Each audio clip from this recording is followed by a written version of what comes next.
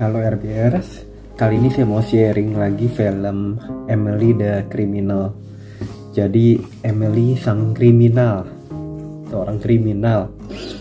Jadi filmnya itu ini cerita, gak tahu ya bener apa enggak. Kayaknya nggak mungkin deh zaman sekarang kalau film-film itu bener asli sesuai keadaan. Jadi yang ini kayaknya rekaan, tapi bagus ceritanya. Itu ceritanya pembajakan kartu kredit, kartu debit, di mana orang yang punya bank data itu bisa pakai, dia punya sindikat, dia punya alat-alat untuk ciptain kartu kredit. Tapi itu mungkin zaman dulu.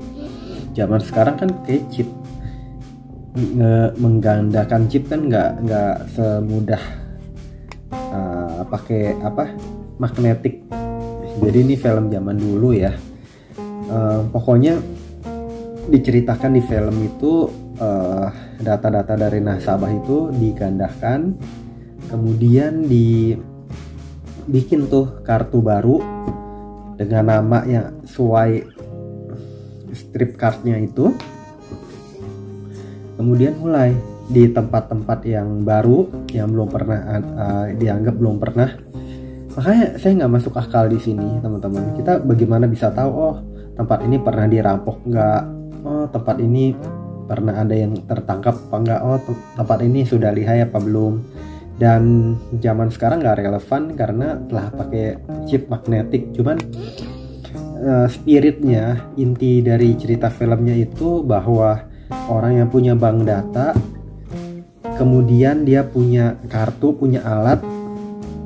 Saya nggak tahu kalau chip itu sudah bisa diganda atau belum, saya belum tahu. Di situ saya belum tahu, teman-teman. Dan itu kan koneksinya itu langsung ke bank. Jadi kalau bank mengetahui ada transaksi yang mencurigakan juga langsung inilah ketahuan dan dikejar, dilapor polisi. Kemudian wajah itu kan wajah kerekam. Dan apalagi di Amerika gitu, orang kan bisa cepat dikejar dong. Ini wajah ini, data-datanya ini, lokasinya di mana. Jadi ini film emang rada nggak masuk akal. Oke, jadi diceritain itu orang yang harus berani melakukan tindak kejahatan. Orang yang melakukan kejahatan itu nggak bakal bisa bebas dengan santai. Itu pasti dikejar-kejar, apalagi nggak pakai topeng, kemudian ninggalin sidik jari, itu kan gampang dikejar. Cuman kenapa di film ini bisa ada cerita seperti ini, seperti zaman belum canggih aja, jadi nggak mungkin gitu. Jadi filmnya tuh rada, sebetulnya ini sifat filmnya hanya sebagai hiburan. Oke, jadi dari bank data itu dia bisa cipta, kemudian dia pakai alat, beli alat, dia bisa ciptain kartu, bisa ngisi data yang dicuri ke dalam kartu baru itu, kemudian dipakai di toko yang belum pernah kejadian. Oke, setelahnya kan dapat barang mahal, langsung dikasih uang tunai pelakunya itu, pelaku perampokannya itu, perantaranya dikasih uang tunai. Misal beli TV 20 juta baru, barang baru kan ya, dikasih $200, worth it dong. Juga saya mikir, TV zaman sekarang harga 20 juta itu berarti yang seri yang besar banget, seri yang mahal banget juga 20 juta. Dan itu biasa penjualnya itu kan nggak banyak, yang pembelinya itu juga nggak banyak. Kemudian dia iklanin kayak gitu kan, toko punya nomor seri, dia keluarin nomor seri berapa. Jika ada pencurian yang dilaporkan, nomor seri itu kan ketahuan siapa pembelinya, dia dapat barang dari mana. Jadi scientific investigation, apa sebutannya, scientific ilmiah, penyelidikan ilmiah. Sesuatu terjadi bisa dirunut apa tuh penyebab itu terjadi, kayak gitu kan. Jadi melakukan tindak kriminal ini nggak bisa dicontoh, teman-teman. Ini hanya hiburan. Kita terbawa suasana, enak ya ngasilin uang gede dengan hanya melakukan pencurian, dengan berani, modal berani melakukan transaksi chip loh, EDC di mesin ED, Electronic Data Capture. Lalu ada ambil mobil gitu, bayarnya itu pakai kartu yang mahal.